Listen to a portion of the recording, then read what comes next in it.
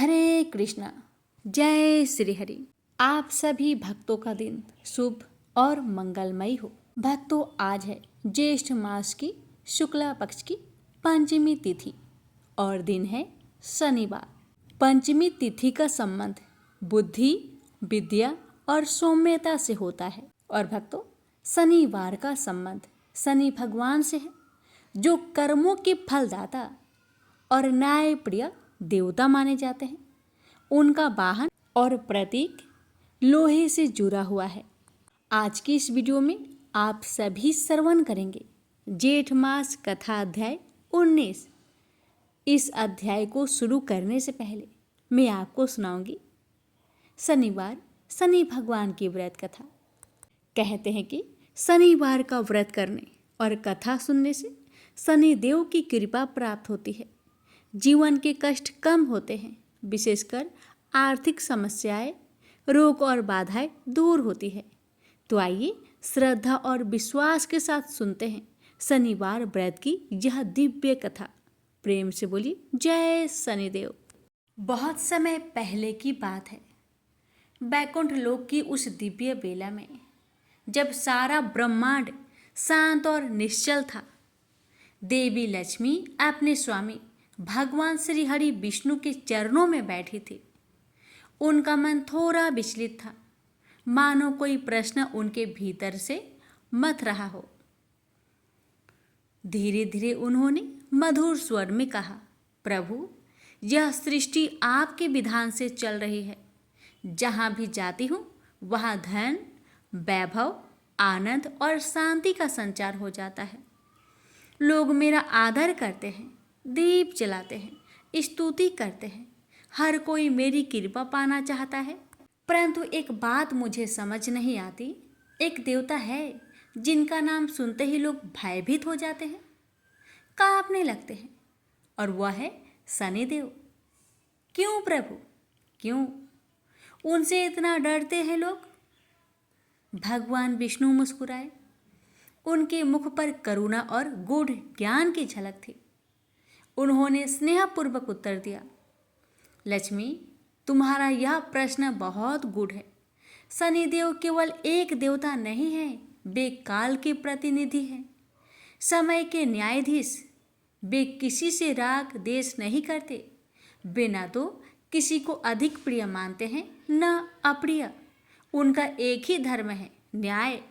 लोगों का भय शनिदेव से नहीं है, बल्कि अपने ही बुरे कर्मों से है। जब व्यक्ति गलत मार्ग पर चलता है, पाप करता है, अन्याय करता है, तब शनि की दृष्टि उसके कर्मों का फल दिखाने आती है। और जब व्यक्ति सच्चे पथ पर चलता है, धर्म का पालन करता है, तब वही शनिदेव उसके रक्षक बन जाते हैं। इसलिए शनि का भय नहीं करना चाहिए, अपितु उन्हें समझना और सम्मान देना चाहिए। उनका न्याय कठोर हो सकता है, परंतु अन्याय कभी नहीं होता। वे सत्य और नीति के प्रतीक हैं। जब भगवान विष्णु की बातें देवी लक्ष्मी ने सुनी तो उनका मन सोच में डूब गया।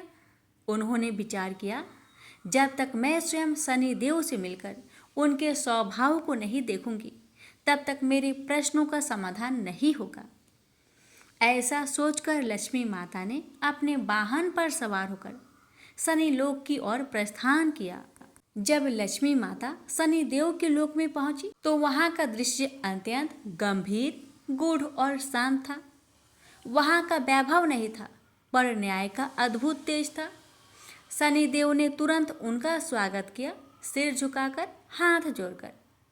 लेकिन लक्ष्मी जी ने ध्यान नहीं दिया कि शनि देव उनकी ओर देख नहीं रहे हैं। उन्होंने कोमल स्वर में पूछा, शनिदेव, आप मेरी ओर देख क्यों नहीं रहे? क्या मेरे आने से आपको कोई कष्ट हुआ है? शनिदेव ने विनम्रता से उत्तर दिया, नहीं माँ, नहीं, कदापि नहीं। आप तो स्वयं श्री हैं, समृद्धि और कृपा की मूर्ति है। परंतु मेरी दृष्टि जहाँ भी पड़ती है, वहाँ कुछ समय के लिए कलेश, बाधा और परीक्षा का समय आ जाता है। मैं नहीं चाहता कि मेरी दृष्टि आप पर पड़े और आपकी शुभता को कोई क्षति पहुँचे। इसलिए माँ, मैं नीचे देख रहा हूँ। लक्ष्मी जी के मुख पर हल्की मुस्कान आई। उन्होंने गहराई से कहा, यदि आप इतने संयमी, मर्यादित और दूसरों के हित की चिंता करने वाले हैं तो संसार आपसे भयभीत क्यों रहता है? शनि देव का स्वर गंभीर हो गया। उन्होंने उत्तर दिया, माता, लोग मुझसे नहीं अपने ही अधर्म और पाप से डरते हैं। मैं तो केवल कर्मों का परिणाम हूँ। मैं किसी पर अन्याय नहीं करता, पर किसी का पक्ष भी नहीं लेता। जो जैसा कर्म करता है उसे वैसा ही फल देना मेरा धर्म है और यही मेरा दायित्व भी। लक्ष्मी जी की आंखों में अब शनि देव के प्रति सम्मान की झलक थी। उन्होंने श्रद्धा से कहा, आज मैं समझ गई कि शनि का भय नहीं करना चाहिए, बल्कि उन्हें समझना चाहिए। आपकी दृष्टि भले ही कठोर लगे, पर वह भीतर से पूर्णतः निष्पक्ष और धर्मयुक्त है। आप सच्चे और न्याय के प्रतीक है। भक्तों, अब लक्ष्मी माता प्रसन्नता से शनि लोक से लौटकर बैकुंठ पहुंची। भगवान विष्णु मंद मुस्कान के साथ बोले, कैसा रहा तुम्हारा अनुभव लक्ष्मी? तब लक्ष्मी जी ने हाथ जोड़कर उत्तर दिया, प्रभु, आप बिल्कुल ठीक कहते हैं। शनिदेव केवल न्याय करते हैं, वह किसी के शत्रु नहीं हैं। अब मैं जान गई हूँ कि संसार को न केवल सौंदर्य और समृद्धि चाहिए, बल्कि संतुलन और धर्म भी आवश्यक है, और शनिदेव उसी धर्म का आधार है। प्रेम से बोलिए, जय शनिदेव। अब हम श्रवण करते हैं जेठ मास कथा अध्याय 19 महाभागवत पुराण की कथा। इस कथा को सुनने से महापुण्य फल की प्राप्ति होती है। तो आइए बड़े ही श्रद्धा और विश्वास के साथ इस दिव्य कथा का श्रवण करते हैं। प्रेम से बोलिए, हरे कृष्णा। भक्तों, सुनते हैं आगे की प्रसंग। सूत जी कहते हैं, विदुर जी तीर्थ यात्रा में महर्षि मैत्रेय से आत्मा का ज्ञान प्राप्त करके हस्तिनापुर लौटे। उन्हें जो कुछ जानने की इच्छा थी वह पूर्ण हो गई थी। विदुर जी ने मैत्रेय ऋषि से जितने प्रश्न किए थे उनका उत्तर सुनने के पहले ही श्री कृष्ण में अनन्य भक्ति हो जाने के कारण वे उत्तर सुनने से उपराम हो गए।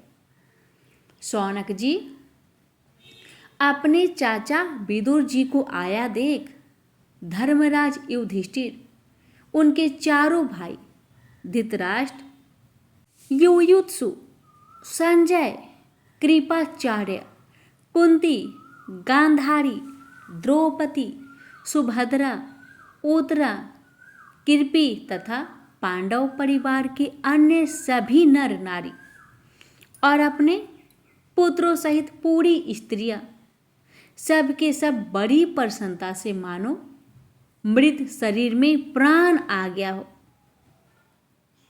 ऐसा अनुभव करते हुए उनकी अगवानी के लिए सामने गए। यथा योग आलिंगन और प्रणाम आदि के द्वारा सब उनसे मिले और विरह जनित उत्कंठा से कतार होकर सबके प्रेम के आंसू बहाए। युधिष्ठिर ने आसन पर बैठकर उनका यथोचित सत्कार किया।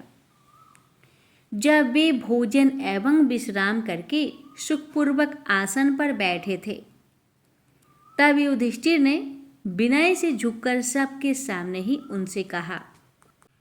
युधिष्ठिर ने कहा, चाचा जी, जैसे पंछी अपने अंडों को पंखों की छाया के नीचे रखकर उन्हें सेते और बढ़ाते हैं, वैसे ही आपने अत्यंत वात्सल्य से अपने कर कमलों की छत्र छाया में हम लोगों को पाला पोसा है। बार बार आपने हमें और हमारी माता को विष दान और लक्षागृह के दाह आदि विपत्तियों से बचाया है। क्या आप कभी हम लोगों की भी याद करते हैं? आपने पृथ्वी पर विचरण करते समय किस वृत्ति से जीवन निर्वाह किया? आपने पृथ्वी तल पर किन किन तीर्थों और मुख्य स्रोतों का सेवन किया?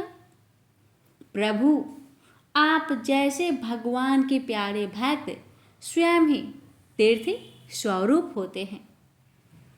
आप लोग अपने हृदय में विराजमान भगवान के द्वारा तीर्थों को भी महातीर्थ बनाते हुए विचरण करते हैं। चाचा जी, आप तीर्थ यात्रा करते हुए द्वारका भी अवश्य ही गए होंगे। वहाँ हमारे सुहृद एवं भाई बंधु यादव लोग, जिनके एकमात्र आराध्य देव श्री कृष्ण हैं, अपनी नगरी में सुख से तो है ना। आपने यदि जाकर देखा नहीं होगा तो सुना तो अवश्य ही होगा। युधिष्ठिर के इस प्रकार पूछने पर विदुर जी ने तीर्थों और यदुवंशियों के संबंध में जो कुछ देखा और सुना, अनुभव किया था, सब क्रम से बतला दिया। केवल यदुवंश के विनाश की बात नहीं कही।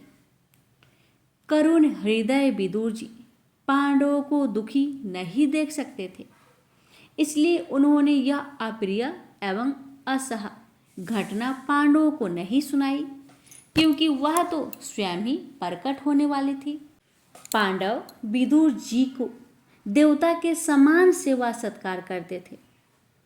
वे कुछ दिनों तक अपने बड़े भाई धृतराष्ट्र की कल्याण कामना से सब लोगों को प्रसन्न करते हुए सुखपूर्वक हस्तिनापुर में ही रहे।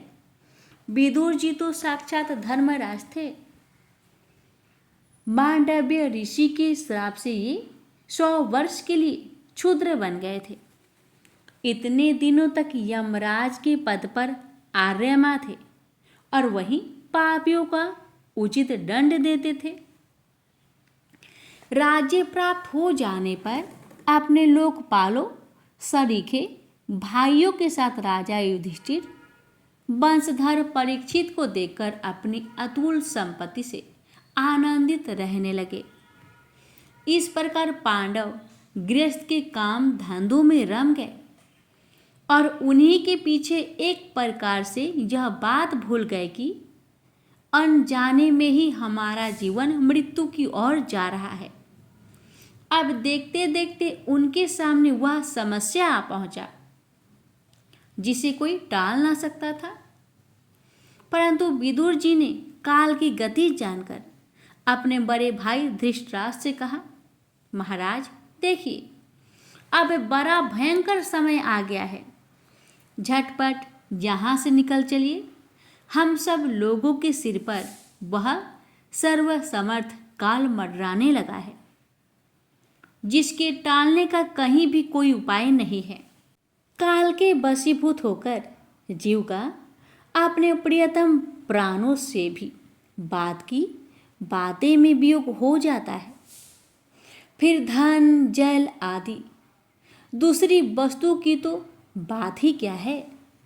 आपके चाचा ताऊ भाई सगे संबंधी और पुत्र सभी मारे गए। आपकी उम्र भी ढल चुकी, शरीर बुढ़ापे का शिकार हो गया। आप पराये घर में पड़े हुए हैं। ओह, इस प्राणी को जीवित रहने की कितनी प्रबल इच्छा होती है। इसी के कारण तो आप भीम का दिया हुआ टुकड़ा खाकर कुत्ते का सा जीवन बिता रहे हैं। जिनको आपने आग में जलाने की चेष्टा की, विष देकर मार डालना चाहा, भरी सभा में जिनकी विवाहिता पत्नी को अपमानित किया, जिनकी भूमि और धन छीन लिए, उन्हीं के अन्न से पले हुए प्राणों को रखने में क्या गौरव है। आपके अज्ञान की हद हो गई कि अब भी आप जीना चाहते हैं। परंतु आपके चाहने से क्या होगा। पुराने वस्त्र की तरह बुढ़ापे से गला हुआ आपका शरीर आपके न चाहने पर भी छीन हो जा रहा है। अब इस शरीर से आपका कोई सर्वार्थ सधने वाला नहीं है। इसमें फंसिए मत। इसकी ममता का बंधन काट डालिए, जो संसार के संबंधियों से अलग रहकर उनके अनजान में अपने शरीर का त्याग करता है। वही धीर कहा गया है।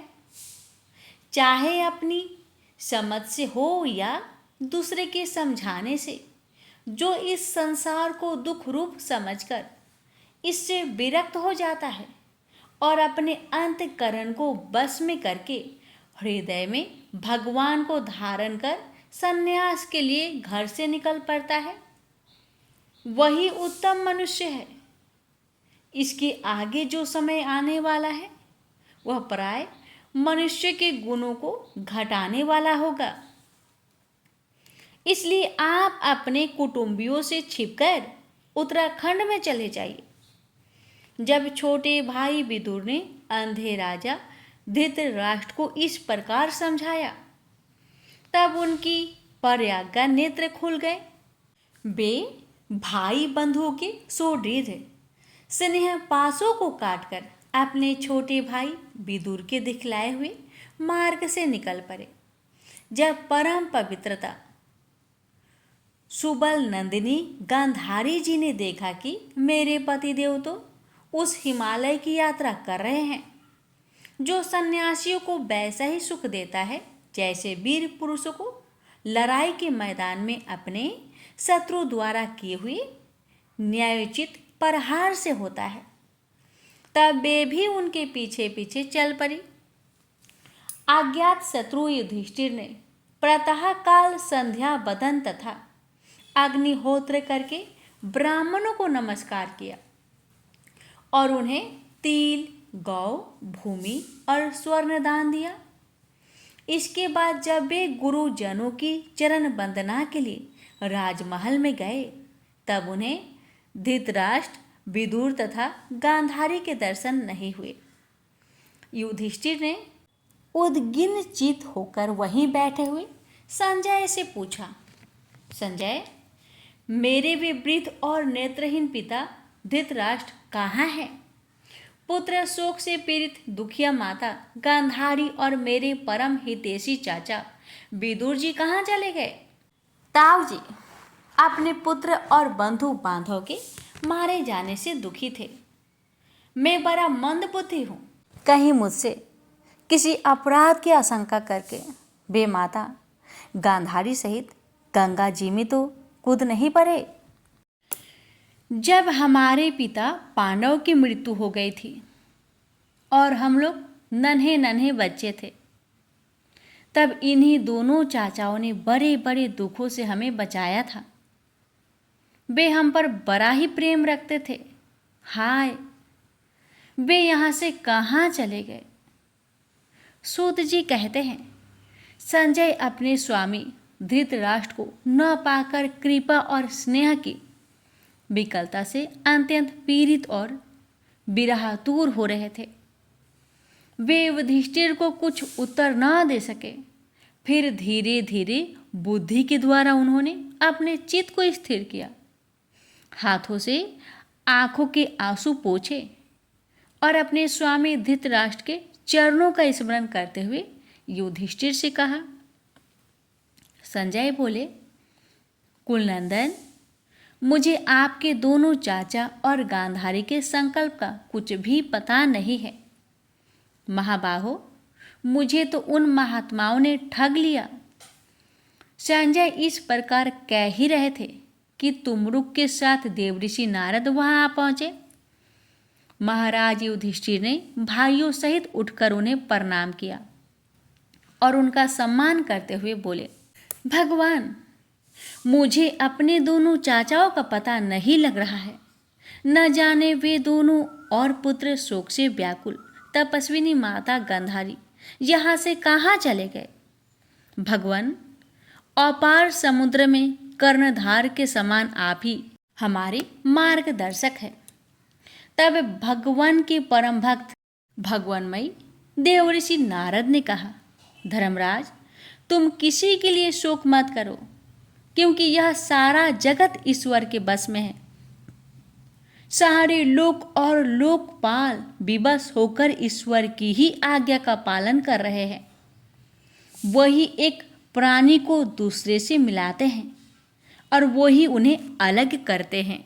जैसे बैलगाड़ी रस्सी में बंधे और छोटी रस्सी से नथे रहकर अपने स्वामी का भार ढोते हैं, उसी प्रकार मनुष्य भी वर्णाश्रम आदि अनेक प्रकार के नामों से वेदरूप रस्सी में बंधकर ईश्वर की ही आज्ञा के अनुसरण करते हैं।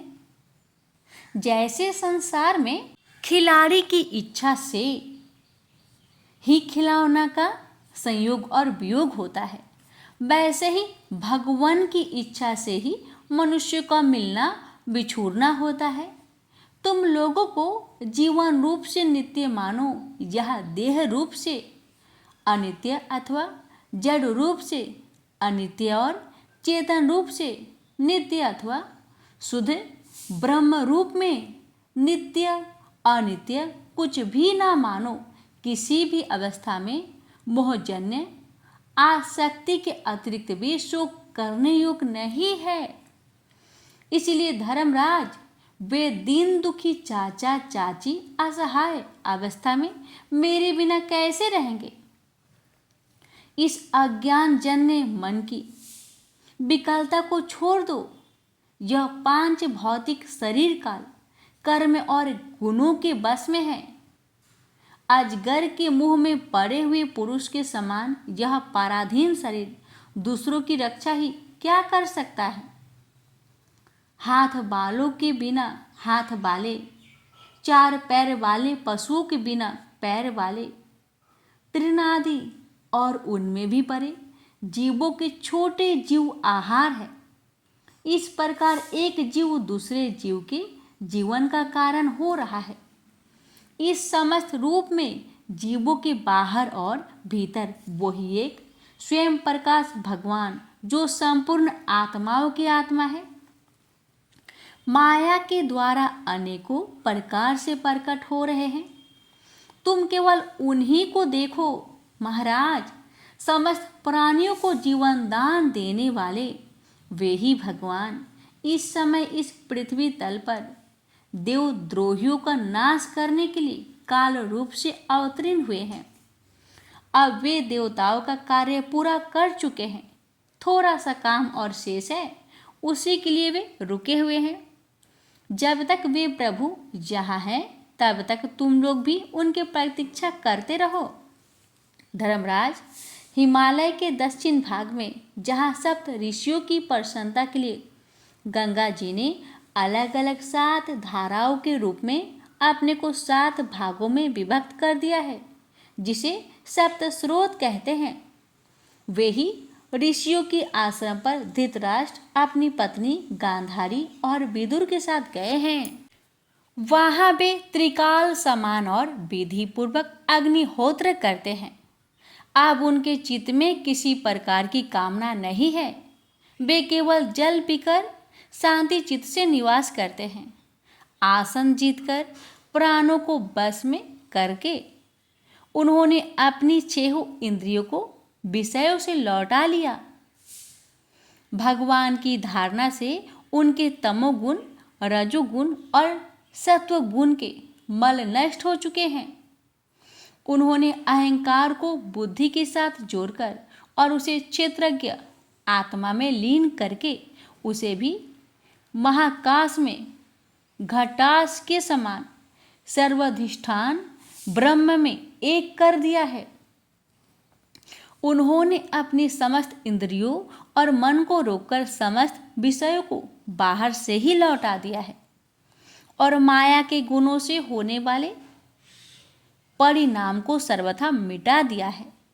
समस्त कर्मों का संन्यास करके वे इस समय ठुठ की तरह स्थिर होकर बैठे हुए हैं। अतः तुम उनके मार्ग में विघ्न मत बनना। धर्मराज, आज से 5वें दिन वे अपने शरीर का परित्याग कर देंगे और वह जलकर भस्म हो जाएगा। गृहपत्य आदि अग्नियों के द्वारा पर्णकुटी के साथ अपने पति के मृत देह को जलते देकर बाहर खड़ी हुई साध्वी गांधारी भी पति का अनुगमन करती हुई उसी आग में प्रवेश कर जाएगी। धर्मराज, विदुर जी ने अपने भाई का आश्चर्यमयी मोक्ष देखकर हर्षित और वियोग देखकर दुखित होते हुए वहां से तीर्थ सेवन के लिए चले गए। देवऋषि नारद यूं कहकर तुमरुक के साथ स्वर्ग को चले गए। धर्मराज युधिष्ठिर ने उनके उपदेश को हृदय में धारण करके शोक को त्याग दिया। प्रेम से बोलिए हरे कृष्णा, जय श्री हरि। प्यारे भक्तों, इसकी आगे की कथा हम कल के अध्याय में सुनेंगे। भगवान श्री कृष्ण कथा सुनने वाले और कहने वाले भक्तों की हर मनोकामना को पूर्ण करे। अब आइए भक्तों, हम श्रवण करते हैं सभी मनोकामना को पूर्ण करने वाली रामायण की आगे की कथा। सीता जी की अग्नि परीक्षा की कथा। श्री राम का शिविर अब भक्ति धाम बन गया था, जहाँ स्वयं श्री हरि अपने श्रीमुख से मानव जीवन के आदर्शों और मूल्यों का सार ग्रभित वर्णन कर रहे थे। लंका के नर नारी अब प्रभु दर्शन व उनके श्रीमुख से निकले वचनों का लाभ उठा रहे थे। अब विषाद धीरे धीरे विलुप्त होता जा रहा था। श्री राम लंका वासियों और वहां उपस्थित अन्य जनों को समझा रहे थे, मृत्यु और जीवन का संग आत्मा से होता है। आत्मा ही जीवन से जुड़कर मृत्यु तक यात्रा करती है। यह विरक्त यात्रा है। देह में रहकर भी देह से विरक्त आत्मा को देह के कर्मों से कुछ नहीं लेना होता। देह के कर्म भौतिक होते हैं और भौतिकता नश्वर है। आत्मा नित्य अजर अमर है। जगत ईश्वर की प्रेरणा से सृजित होता है, जो क्षण में समाप्त होकर पुनः सृजित होता है। यही आत्मा की अंतहीन यात्रा है। इस यात्रा के समापन तक जो आत्मा की पवित्रता बनाए रखकर और भौतिकता से निर्लिप्त होकर ईश्वर का भजन करता है, वह इस भाव से पार होकर आवागमन से मुक्त होता है। जीवन का अर्थ है धर्म, सत्य, वचन और मर्यादाओं का पालन करना। श्री राम के इन सुंदर उपदेशों ने सबको शोक मुक्त कर दिया था। श्री राम ने उचित समय जानकर अनुज लक्ष्मण को अपने पास बुलाया और उन्हें आदेश दिया कि वे सुग्रीव आदि सबको साथ ले जाकर विभीषण का राज तिलक कर दे। श्री राम के आदेश का पालन करते हुए लक्ष्मण ने सभी वरिष्ठों को साथ लिया और लंका नगरी में गए। यहाँ विभीषण के राज तिलक की सभी व्यवस्थाएं की गई और विधि विधान से विभीषण को लंका का राजा बनाया गया। प्रभु से प्रीति का उसे ऐसा सुफल मिला जिसकी किसी ने कल्पना तक नहीं की थी। महाराज विभीषण प्रभु श्री राम की उदारता का गुणगान करते नहीं अघाते थे। इसके बाद श्री राम ने सभी वानरों का महत्व बढ़ाते हुए इस विजय का श्रेय उन्हें दिया और उनके प्रति कृतज्ञता व्यक्त की। अब श्री राम जानकी की व्यथा दूर करना चाहते थे, अतः उन्होंने हनुमान को पास बुलाया और उन्हें आदेश किया कि वे अशोक वाटिका जाकर सीता को विजय का शुभ समाचार देकर आए। हनुमान आज्ञा लेकर अशोक वाटिका पहुंचे। जानकी जी श्री राम का स्मरण करते हुए विराजमग्न थी। रावण का वध का समाचार उन्हें त्रिजटा से मिल गया था और हर्ष से उनका हृदय प्रफुल्लित था। अब तो उनके नेत्र अपने प्राणाधार श्री राम को देखने के लिए व्याकुल थे। जब हनुमान ने जानकी जी के सामने जाकर सिर नवाया तो सीता जी प्रसन्न हो उठी। उन्होंने हनुमान से सबकी कुशल क्षेम पूछी। हनुमान ने लंका विजय की कथा विस्तार से बताई, जिसमें हनुमान का पराक्रम, विवेक व प्रभु की सेवा सराहनीय जानकर सीता जी पुलकित हो गई। हे हनुमत, इस समाचार से बढ़कर इस संसार में मेरे लिए अन्य कोई बात आनंद देने वाली नहीं है। मैं तुम्हें क्या दूं? हे पुत्र, समस्त गुण तुम्हारे हृदय में विद्यमान रहे और कृपा धाम कौशलपति श्री रामचंद्र सदैव तुम पर प्रसन्न रहे। तुमने सेवा की जो महत्ता स्थापित की है, वह तीनों लोकों में तुम्हारी अखंड कृति को अक्षुण्ण रखे। हनुमान जी सीता जी की आज्ञा लेकर पुनः श्री राम के पास आए और उन्हें सीता जी का हाल कह सुनाया। हे करुणा निधान, वियोग का कारण समाप्त हो जाने पर धैर्य कठिन हो जाता है। अब क्षण क्षण माता जानकी के नेत्र आपके दर्शन की प्रतीक्षा में आकुल हो रहे हैं। श्री राम ने हनुमान का आशय समझते हुए महाराज विभीषण और सुग्रीव को बुलाकर सीता जी को लीवा लाने का आदेश दिया। सभी बड़े हर्षित होकर चले। विभीषण के आदेश पर नगर की स्त्रियां ने मंगलाचरण किया और सीता जी को स्नान आदि कराकर बहुत से आभूषणों से सुसज्जित किया। फिर एक सुंदर पालकी में बिठाकर सीता जी को लेकर लंका से बाहर चल पड़े। रीछ बानरों में सीता जी के दर्शन की व्याकुलता व होर लगी थी और वे एक दूसरे को पीछे हटाने का प्रयास कर रहे थे। श्री राम ने यह स्थिति देखी तो आदेश दिया कि सीता को पैदल लाया जाए, जिससे सभी उनके दर्शन कर सके। तब सीता जी पैदल ही राम शिविर की ओर चल दी। रीछ बानर उन्हें देखकर हर्षित हो रहे थे। श्री सीता जी श्री राम के पास पहुंची। राम ने उन्हें देखा और नेत्रों में ही कुछ संकेत हुआ जिसे देवता भी न जान सके। पंचवटी पर श्री राम ने सीता जी को अग्नि की सुरक्षा में छोड़ा था और रावण जिस सीता का हरण करके ले गया था वह योग माया थी।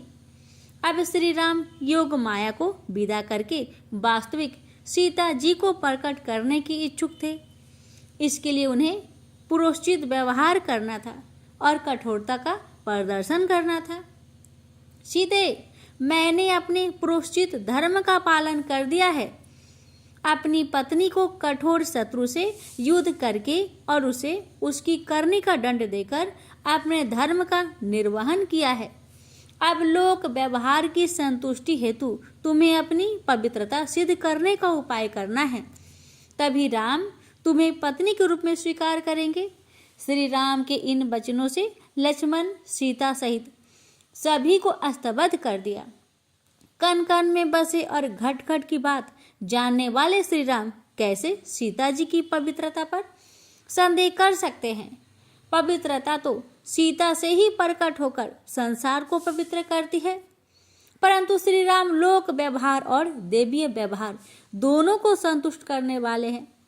सीता जी उनका आशय समझ गई। उन्होंने स्त्रियोचित व्यवहार करके ताप करते हुए अपने भाग्य को कोसा और लक्ष्मण से अपने लिए चिता तैयार करने की विनय की।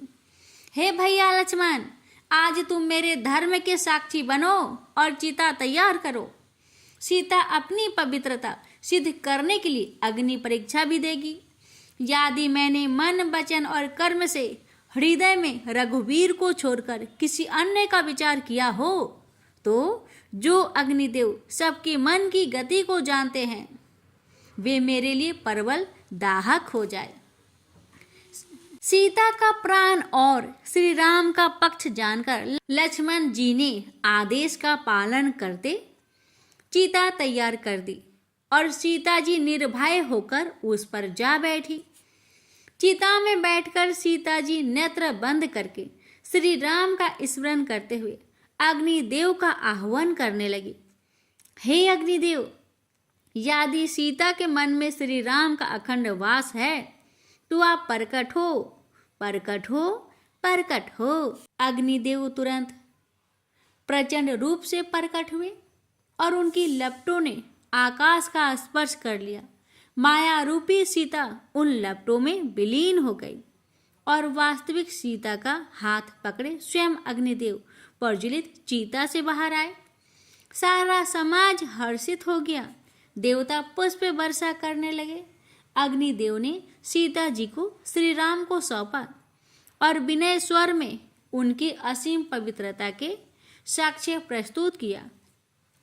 श्री राम ने सीता जी को बामांग दिया और श्रीहरि लक्ष्मी की वह जोड़ी सभी उपस्थित जनों को सुख और मोक्ष प्रदान करने वाली प्रतीत हुई। सब उनकी जय जयकार करने लगे। देवताओं ने साक्षात प्रकट होकर सीता राम की अनुपम झांकी की स्तुति की और संसार को दुष्टों से मुक्त करने पर उनका आभार व्यक्त किया। देवराज इंद्र ने प्रभु के चरण कमलों में शीश झुकाकर उनके अखंड प्रताप का गुणगान किया। अब जब सभी देवता प्रभु के चरणों में स्तुति करके चले गए, तब विभीषण ने विनय पूर्वक श्री राम से नगर में चलने का अनुरोध किया, तो प्रभु ने वनवास की अवधि शेष होने की बात कहकर उनको आश्वस्त किया। अब श्री राम के हृदय में प्रिय भरत से मिलने की इच्छा प्रबल हो रही थी। उन्होंने विभीषण को अखंड राज्य का आशीष देकर उनसे अपने हृदय की इच्छा प्रकट की। विभीषण प्रभु के भरत स्नेह को समझते थे और उनके हृदय में ही भरत के दर्शन की इच्छा प्रबल हो रही थी। उन्होंने श्री राम से विनय की, हे नाथ, परम पुण्यवान भरत जी के दर्शन करके मैं भी आनंद प्राप्त करने का अभिलाषी हूँ। श्री राम बड़े अनुरागी हैं, अपने कृपा पात्र की प्रत्यक्ष इच्छा पूरी करते हैं। उन्होंने तुरंत आज्ञा दे दी। विभीषण बहुत पुलकित हुए, मानो निधि वन प्राप्त कर ली हो। उन्होंने नगर में जाकर पुष्पक विमान सजाया और उसमें अनेक बहुमूल्य रत्नों को उपहार स्वरूप रखा। श्री राम ने हंसकर उनकी भेंटों को स्वीकार किया, फिर चलने को तैयार होने लगे। वानर दल उदास था। प्रभु से विलग होने का दुख उन्हें सता रहा था। प्रभु ने उनकी दशा समझकर सबको प्रेम से समझाया, हे सखाओ, तुम्हारा अत्यंत उपकार हुआ, जो मैंने तुम्हारे सहयोग से असंभव को संभव किया। अब तुम सब मेरे उपदेश एवं आदर्शों को जन जन तक पहुंचाकर जन कल्याण करो। धर्म, सत्य और आदर्शों का प्रतिपादन करने के लिए सतमार्ग ही सबसे सुखद मार्ग है। अपने सुख व अपनी इच्छाओं की पूर्ति जीव का ध्येय नहीं होना चाहिए। जो जीव कल्याण को समर्पित हुआ वह परम गति को प्राप्त हो गया। श्री राम के इन सारग्रभित वचनों ने वानर दल में हर्ष उत्पन्न कर दिया और सभी ने आनंद पूर्वक प्रभु निर्देश का पालन करने हेतु सतमार्ग पर चलने का निश्चय किया। वे श्री राम के चरणों में शीश नवाकर अपने अपने क्षेत्र में चले गए। वानर राज सुग्रीव, ऋषराज, जामवंत, नल, नील, अंगद यदि यूथपति कुछ समय और प्रभु के सानिध्य में समय व्यतीत करना चाहते थे, परंतु मुख से कुछ नहीं बोलते थे। सजल नेत्रों से वे प्रभु श्री राम के चरणों को देखे जा रहे थे। श्री राम बड़े भक्त वत्सल है और भक्त के हृदय की बात समझते हैं। उन्होंने सबको साथ चलने की अनुमति दे दी। सब बड़े हर्ष से विमान में चढ़ गए। पुष्पक विमान अद्भुत था। वह जादू की भांति घटता और बढ़ता था। सभी को उसमें स्थान मिल गया। विमान में एक सिंहासन था जिस पर श्री राम और जानकी जी शोभ्यमान थे। लक्ष्मण और हनुमान सामने खड़े थे। से सभी उनकी छवि को निहारते हुए यथास्थान खड़े थे। विमान आकाश में आ गया। नीचे लंकावासी प्रभु को विदा दे रहे थे। तब श्री राम ने लक्ष्मण को आदेश दिया कि वे विमान में जो मणि मणिक आदि है सबको नगर के ऊपर छोड़ दे। लक्ष्मण ने आदेश का पालन किया। प्रभु ने जाते जाते लंका वासियों को उपकृत कर दिया। पुष्पक विमान अब उत्तर दिशा की ओर जा रहा था। श्री राम सीता जी को वह हर स्थान संकेत से दिखा रहे थे जहाँ वे रहे थे। सीता, वह रणभूमि है, वह सुबेल पर्वत है, वह परम पवित्र रामेश्वर है जहाँ मोक्षदायक भगवान शिव स्थापित है। जनकनंदिनी, यह वह ऋषिमुख पर्वत है जहाँ हमने बहुत समय व्यतीत किया। श्री राम जब दंडक वन में आ गए तो सभी उन मुनियों के आश्रम में गए जिनसे जाते समय मिले थे। सभी आश्रमों तीर्थों के दर्शन करके प्रभु श्री राम का विमान अयोध्या की सीमा में प्रवेश कर गया। श्री राम ने भाव विभोर होकर जन्मभूमि को प्रणाम करके उसकी रज मस्तक पर धारण की। चित्रकूट पर आकर परम पावनी गंगा के तट पर वे सभी आश्रमों में गए और ऋषि मुनियों से आशीर्वाद लिया। यहाँ वे त्रिवेणी में स्नान करके तीर्थराज की स्तुति करके हर्षित हुए। इसके बाद श्री राम ने हनुमान जी को समझाकर कहा, हनुमंत, ब्राह्मण का भेष बनाकर अयोध्या जाओ और भरत जी को हमारी कुशल सुनाकर उनकी कुशल क्षेम लेकर चले आओ। हनुमान चल दिए। निषादराज गुहा को प्रभु के आने का समाचार मिल गया था। वह परिवार सहित प्रेम विहल होकर कृपा धाम श्री राम के चरणों में आ गया। प्रभु ने अपने मित्र को हृदय से लगाकर अखंड भक्ति का आशीर्वाद दिया।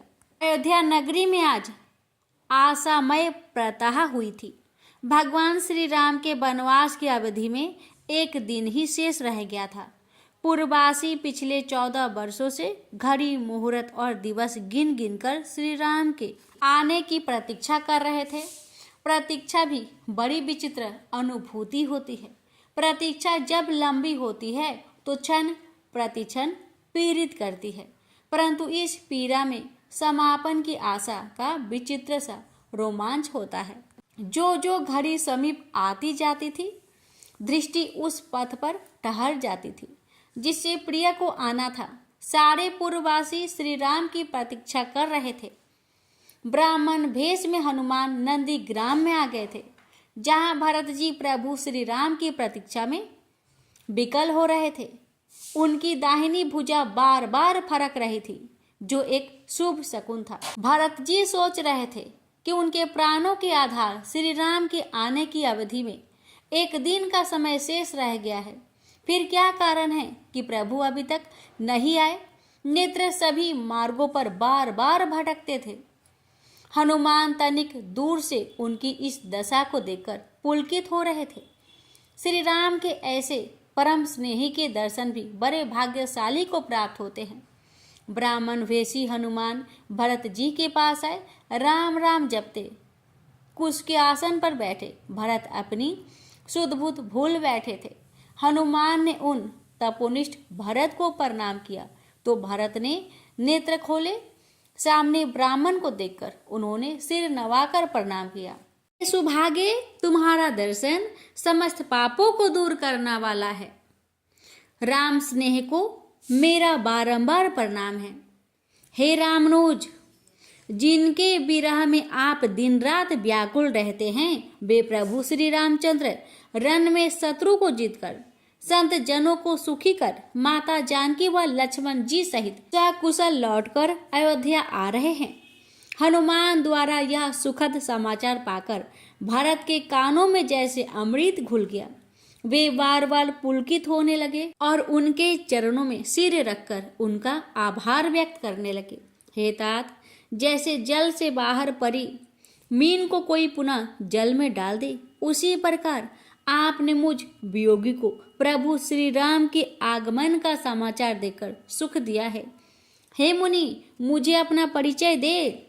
हनुमान ने अपना वास्तविक रूप प्रकट किया तो भरत जी प्रसन्नता से किलकारी मारकर उनके हृदय से लग गए। उनके हृदय में जैसे हर्ष समाता नहीं। भरत प्रभु के प्रेम में प्रीतिचित थे और हनुमान से मिलकर जैसे आनंद मगन हो गए। वे बार बार उनसे लिपटते और खुशी के आवेगों को आश्रु रूप में बाहर निकाल रहे थे। हनुमान ने उन्हें यह शुभ समाचार देकर जैसे प्राण दान दिया था। हे महावीर, तुम्हें मैं क्या दूं? तुम्हें तो देने योग्य कोई पदार्थ भी इस जगत में नहीं है। हे तात, मैं कभी भी तुमसे ऋणी नहीं हो सकता। भरत जी की विहलता हनुमान को हर्षित कर रही थी। कुछ घड़ी पश्चात हनुमान ने उनसे विदा ली। शीघ्र ही प्रभु से मिलन होगा, इस आशा में भरत जी ने उन्हें विदा किया। तत्पश्चात हर्षित भरत नंगे पांव गुरु वशिष्ठ के आश्रम में आए और उन्हें वह शुभ समाचार दिया।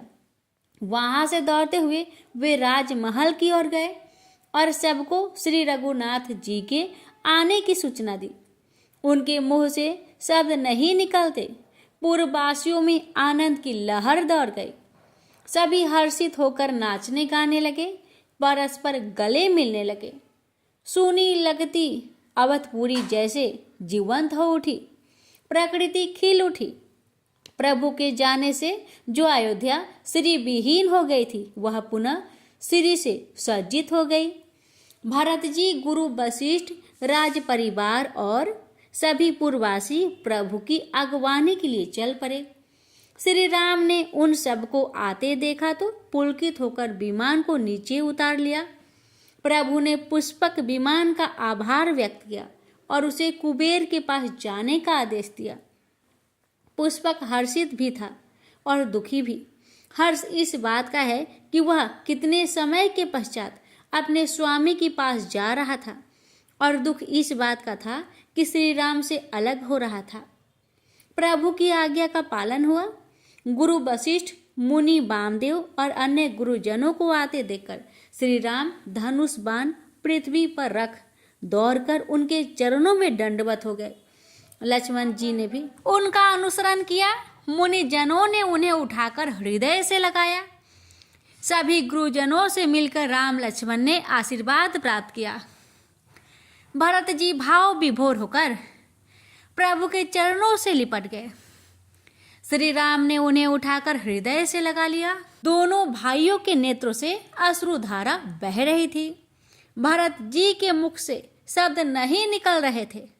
फिर भरत जी लक्ष्मण के हृदय से लग गए और तत्पश्चात माता जानकी के चरणों में झुक गए।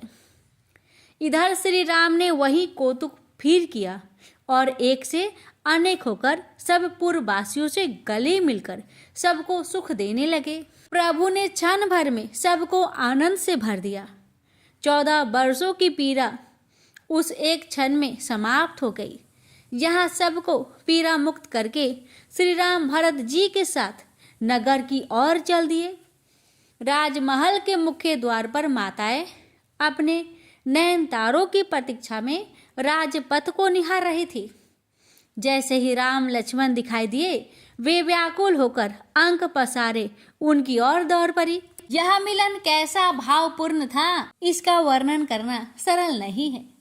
इसे केवल माता और पुत्र का हृदय ही जान सकता है। महारानी कैकैया और सुमित्रा का धैर्य अवर्णनीय था, परंतु आज वह टूट गया। जो देवता भी आश्रुपूरित हो उठे।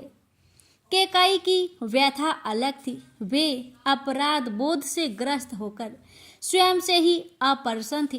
उनकी दृष्टि नहीं उठ पा रही थी। तब करुणा सागर श्री राम ने उनके मस्तक से उस दृश्य को ही विस्मृत कर दिया और वे सहज हो गई। इधर सीता जी, गुरु माता, अरुंधति आदि गुरु पत्नियों के चरण स्पर्श करके आशीर्वाद लेने के पश्चात अपनी सासुओं से मिल रही थी। सब और आनंद बरस रहा था। श्री राम ने हनुमान, सुग्रीव, विभीषण आदि साथ आए सखाओं से सबका परिचय कराया। प्रभु यह कहना नहीं भूले कि इन्हीं सब लोगों का बल प्रताप था जो रावण जैसा विकट शत्रु रण में जीता जा सका। सुग्रीवादी प्रभु के इस वचन पर पुलकित हो गए। सबने गुरुजनों, माताओं को सिर झुकाकर प्रणाम किया। श्री राम का अयोध्या लौट आना दीपोत्सव से मनाया गया। वह वशिष्ठ जी ने सुझाया तो भरत जी ने हर्षित होकर नगर भर में यह आदेश प्रसारित कर दिया और लोग उस दीप उत्सव को भव्य बनाने में जुट गए। बंधन बार, पताकाएं, स्वर्ण कलश, रंगोलियां, भित्ति चित्रों से अयोध्या नगरी अमरावती से भी भव्य और सुंदर हो गई। पथों और राजपथों के किनारों की जो फुलवाड़ियां पिछले 14 वर्षों तक पुष्प विहीन थी, वे प्रकृति की प्रसन्नता के चलते फूलों से लद गई। आम्र वृक्षों पर कलरव गुजने लगे। घर घर में मंगलगान होने लगे। देवता भी आज अयोध्या की शोभा देखकर स्वयं को रोक नहीं पाए और ब्राह्मणों को भेष में नगर में आ पधारे।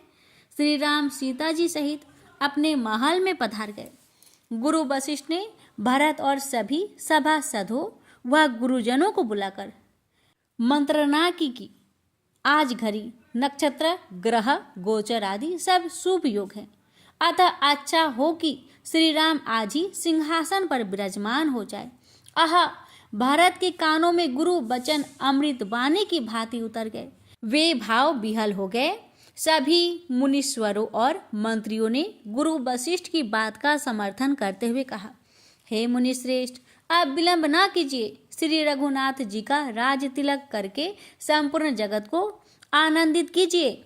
गुरुदेव ने सबकी सम्मति लेकर मंत्री सुमंत्र को राज्याभिषेक की तैयारी करने का निर्देश दिया। मित्र राज्य में यह शुभ समाचार और निमंत्रण देने के लिए तत्काल दूत भेजे गए।